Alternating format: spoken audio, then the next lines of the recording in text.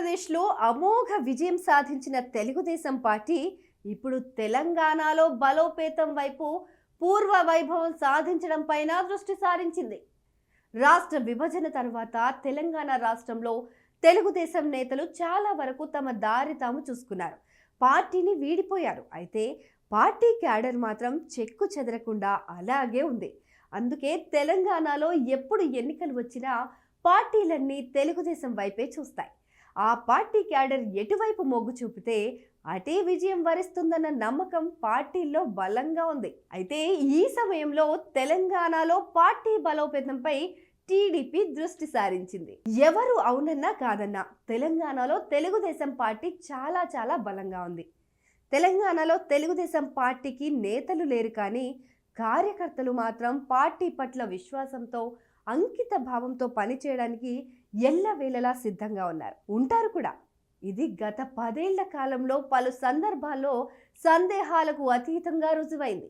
రాష్ట్ర విభజన అనంతరం రాజకీయ పరిణామాల కారణంగా రాష్ట్రంలో తెలుగుదేశం యాక్టివ్ రాజకీయాలకు ఒకంత విరామం అయితే ఇచ్చింది, కానీ ఆ పార్టీ పునాదులు రాష్ట్రంలో చెక్కు చెదరలేదు. పార్టీ అధినేత చంద్రబాబు ఒక్క పిలుపు ఇస్తే చాలు, ఇక్కడ తెలంగాణ జెండా ఎగరవేయడానికి క్యాడర్ సిద్ధంగా ఉంది.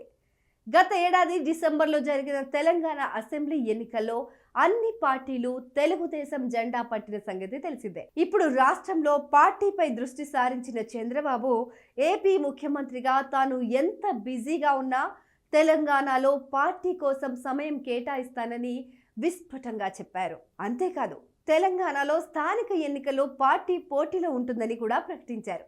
సరే, తెలంగాణలో పార్టీ కోసం అంకిత భావంతో పనిచేసే కార్యకర్తలు ఉన్నారు. మరి అంకిత భావంతో పనిచేసే నాయకుల సంగతి ఏమిటి?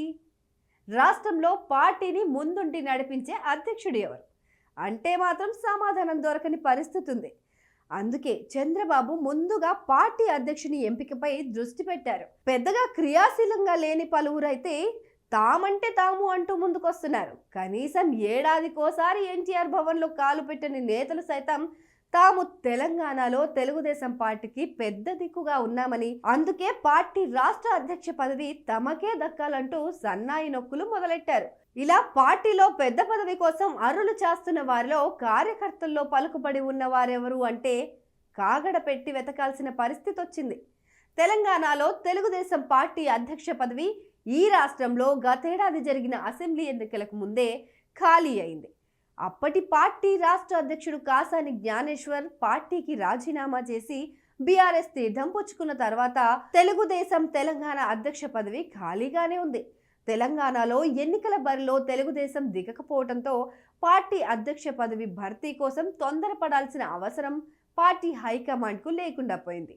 అయితే ఇప్పుడు రాష్ట్రంలో పార్టీని బలోపేతం చేయాలన్న లక్ష్యంతో చంద్రబాబు అడుగులు వేస్తుండటంతో ముందుగా తెలంగాణ పార్టీ అధ్యక్షుడి నియామకాన్ని సత్వరమే పూర్తి చేయాల్సిగా ఉంది. అదలా ఉంచితే తెలంగాణలో ప్రస్తుత రాజకీయ పరిస్థితులను అనుకూలంగా మార్చుకోవాలని భావిస్తున్న తెలుగుదేశం గతంలో ఏవేవో కారణాలతో పార్టీ వీడి వెళ్లిన వారిని తిరిగి పార్టీలోకి ఆహ్వానించాలని భావిస్తోంది.